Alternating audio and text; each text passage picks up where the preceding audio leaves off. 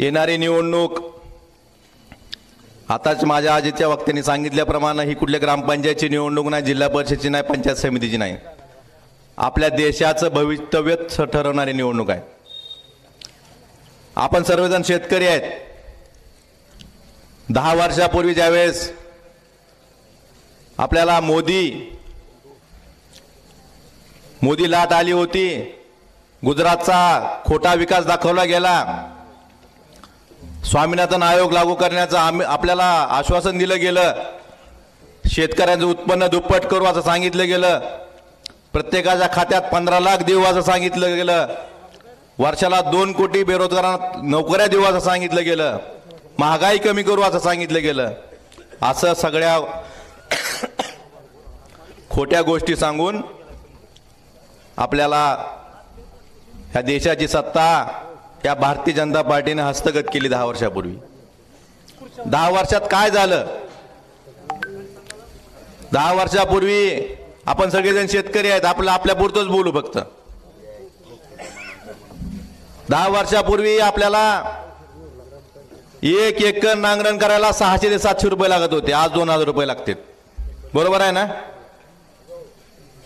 10 वर्षापूर्वी 1 कट्टा सोयाबीनचा भरडायला मशीनवाला 50 रुपये घेत असेल का? किती जास्त घेतो तुमच्या गावात? आज 150 ते 200 रुपये घेते, 250। जरा तुमच्या महागाई जास्त दिसते। अशी कुठली गोष्ट आहे शेतीची त्याला जीएसटी लागू नाही? भाव काय सोयाबीनचा? 10 वर्षापूर्वी 4500, आज पण 4500। खर्च डीएपीचं 600 रुपयाचं बोतो 1400 वर गेलंय। कोरेजनची बाटली आज किती रुपयाला मिळते? एक फवारणी करायची मला किती पैसे लागतात? त्या प्रमाणात आपलं शेतीमालाचे भाव वाढले का? स्वामीनाथनजींना यांनी भारतरत्न दिला, पण खरा भारतरत्न कधी दिला समजला असता त्यांनी स्वामीनाथन आयोग जर लागू केला असता आणि शेतकऱ्याचं कल्याण केलं असतं तर त्या भारतरत्न देण्याला अर्थ होता असं मला वाटतंय। त्यांनाही आनंद वाटला असता। एका बाजूला शेतकऱ्याला प्रत्येक गोष्टीत सोयाबीनचे भाव 11,000 रुपयापर्यंत गेलते। आजही आपल्या गावातल्या कित्येक शेतकऱ्याच्या घरात 3-3 वर्ष सोयाबीन घरी असेल, आहे का नाही घरी? कसं ठेवलंय आपण?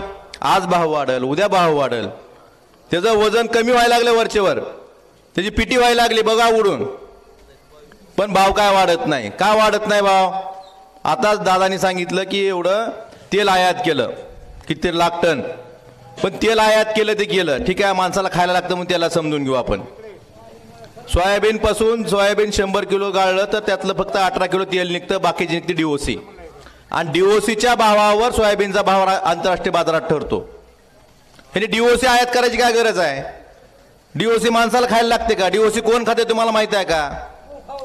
डीओसी कोंबडी खाते, मग यांना माणसापेक्षा कोंबड्याची काळजी जास्त आहे। मग अशा सरकारच्या पाठीमागे राहायचं का आपण? मला आपल्याला सांगायचंय, ही जे लोक आहेत, आपण सगळेजण शेतकरी आहेत, आपल्यातला कुठल्याही एका शेतकऱ्यानं, कुठल्याही एका माणसानं एक कारण सांगावं, एक, त्याच्यामुळे शेतकऱ्यांनी भाजपला मतदान करावं, एक कारण सांगावं। यांच्याकडं शेतकऱ्यांना म्हणजे भाजप सरकारनं शेतकऱ्यांसाठी ही गोष्ट चांगली केली म्हणून आपण शेतकऱ्याला मतदान करावं असं एक कारण सांगावं, एकही कारण नाही। गेल्या 10 वर्षात, याआधी ज्यावेळेस यूपीए सरकार होतं, मनमोहन सिंग पंतप्रधान होते, पवार साहेब कृषी मंत्री होते, त्यावेळी 70,000 कोटीची कर्जमाफी शेतकऱ्यांना केली होती का नाही? 10 वर्षात मोदी सरकारनं शेतकऱ्याचं किती कर्जमाफ केलं? एखादा शेतकरी आहे का कोण मोदी सरकारनं, केंद्र सरकारनं कर्जमाफी केलेला? 15 लाख कोटी रुपयाची कर्जमाफी त्यांनी उद्योगपतीची केली। शेतकऱ्यांची कर्जमाफी करायला यांच्याकडे पैसे नाहीत, पण मोठे मोठे उद्योगपती जे बँका बुडवतात, उद्योग बुडवतात, देश सोडून पळून जातात, ह्यांची कर्जमाफी करायला या सरकारकडे पैसे आहेत। 15 लाख कोटी रुपयाची कर्जमाफी केली त्यांची। मग अशा लोकांच्या पाठीशी राहायचं का आपण? आपण पीक विमा तर आपल्या जिल्ह्याचा काय सगळ्यात स्पेशलिस्ट विषय आहे, बरोबर आहे ना? आपल्याला विम्याच्या नावाने बाहेर येऊ दिलं नाही कधी ना, कधी आपण बॅरेज मागितले, पाणी का आलं नाही म्हणून विचारलं नाही, विमान अनुदान, आपण विम्यावरच बोलू आता. नाही, महत्वाचा सगळ्यात मोठा मुद्दा तीच आहे की आपला 2020चा पीक विमा. पहिली याचिका शिवसेनेच्या वतीनं आपण संभाजीनगर उच्च न्यायालयात दाखल केली. पहिली याचिका. अजून जर कुणाला त्याचे पुरावे पाहिजे असतील, काय पाहिजे असेल, आमची खुली चर्चा खासदार साहेबांनी मागेही आवाहन केलं, अजूनही आव्हान आहे आमचं, आपण खुली चर्चा करू त्या बाबतीत. आणि आम्ही काय म्हणलं, जी कंपनीकडनं पैसे वसूल करून शेतकऱ्यांना द्या. समोरच्या लोकांनी याचिका काय केली की जर कंपनीनं पैसे नाही दिले तर सरकारनं द्यावे. सरकारचे पैसे म्हणजे कुणाचे पैसे? आपलेच पैसे. म्हणजे कंपनीला का सोडायचं? कंपनी जावाई आहे कोणाची? 2020च्या पीक विम्याच्या बाबतीत 18 सुप्रीम कोर्टापर्यंत हा लढा गेला. प्रति हेक्टरी 18,000 रुपये शेतकऱ्याला मदत करा असं सुप्रीम कोर्टानं आदेश दिले. आले का 18,000 रुपये आजपर्यंत? तरी 2024 चालू आहे. फक्त पहिल्यांदा 6,800, नंतर 4,000, असं 10,000 काहीतरी पैसे प्रत्येकाला आले. 2020च्या पीक विम्याच्या बाबतीत ज्यावेळेस पहिल्यांदा याद्या जाहीर झाल्या, 200 कोटी रुपयाची सुप्रीम कोर्टानं भरून घेतले होते. पहिल्यांदा याद्या प्रत्येक ग्रामपंचायत लागल्या. त्यावेळेस खामसवाडीला किती लोकांची नावं होती? पहिली यादी.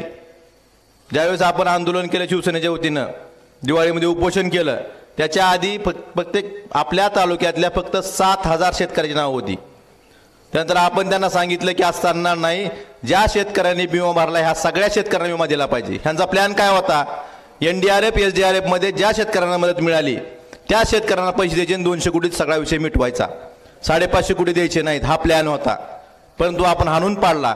त्यामुळं आपल्या तालुक्यातच सांगतो मी, 7,000चे शेतकरी वाढून 79,000 शेतकरी वाढले. 79,000 शेतकऱ्यांची यादी तयार झाली आणि त्यांना ते पैसे मिळाले.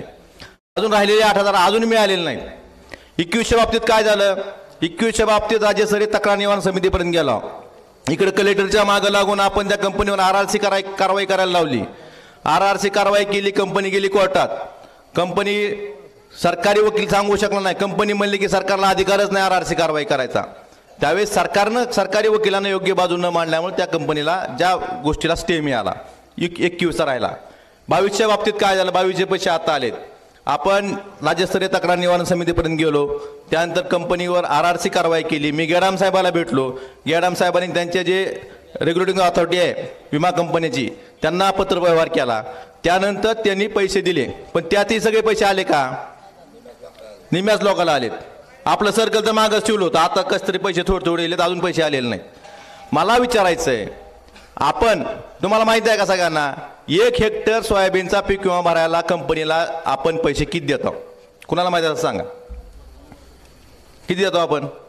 1 हेक्टरचा हप्ता, 1 हेक्टर सोयाबीनचा हप्ता कुणाला माहिती आहे का? सांगा किती?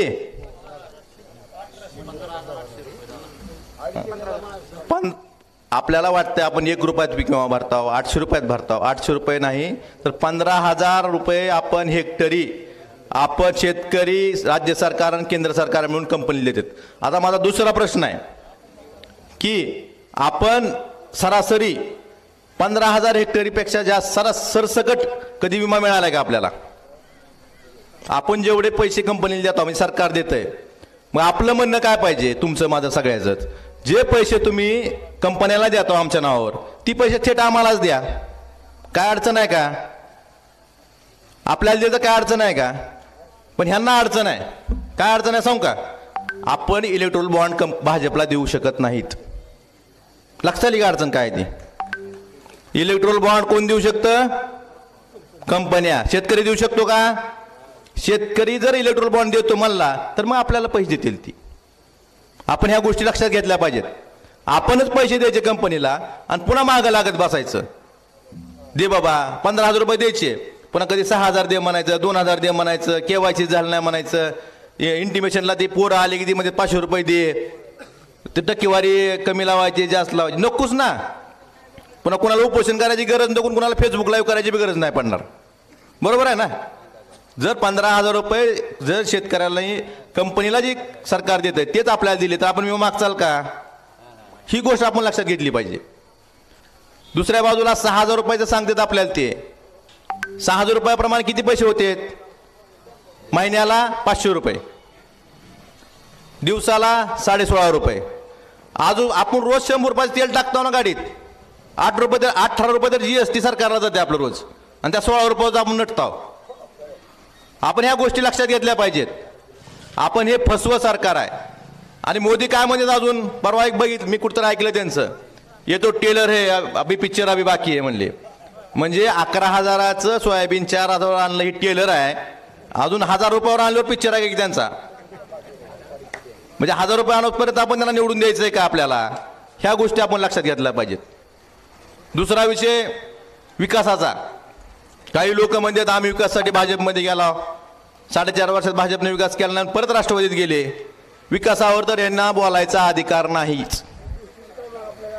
आपल्या मतदारसंघातला जो निधी, आपल्या भागातले रस्ते असतील, विकास कामं असतील, हा जवळपास 100 ते 150 कोटी रुपयाचा निधी जर हे विकासासाठी गेले असतील, तर ज्यावेळेस मी आणि ओमदादा ज्यावेळेस हे सरकार पडलं, ज्यावेळेस आपला शिवसेना पक्ष फुटला, त्यावेळेस आम्ही ठरवलं की आम्हाला ज्या शिवसैनिकांनी, ज्या सर्वसामान्य मतदारांनी ज्या चिन्हाकडे बघून निवडून दिलंय, ज्या नेत्याकडे बघून निवडून दिलंय, ज्या विश्वासाने निवडून दिलंय, त्यांच्याशी आम्ही गद्दारी करणार नाही, पक्षप्रमुखाची गद्दारी करणार नाही. त्यामुळं आम्ही उद्धवजी ठाकरे साहेबांसोबत राहिलो. त्याचा परिणाम काय झाला तर आपल्या कामाला स्थगिती दिली. स्थगिती देणाऱ्यांनी विकासाच्या गप्पा माराव्या का? त्यांनी आधी उत्तर दिलं पाहिजे की या मतदारसंघातल्या कामाला ज्यावेळेस हे महायुती सरकार आलं, शिंदे फडणवीस, ह्या कामाला स्थगिती का दिली? ह्या प्रश्नाचं जर उत्तर दिलं, त्या आधी उत्तर द्यावं, मग विकासावर बोलावं. त्यामुळं आपण विकासाच्या बाबतीत तर यांनी बोलायचं काय कारण नाही. ह्यांना कुठलाही जिल्ह्याचा विकास करायचा नाही, स्वतःच्या कुटुंबाचा विकास करण्यासाठी ह्या पक्षातून त्या पक्षातील लोक करतात. त्यामुळे आपण ही गोष्ट समजून घेतली पाहिजे. मला आपल्या दादांना यातून ऐकायचंय, मलाही पुढे जायचंय.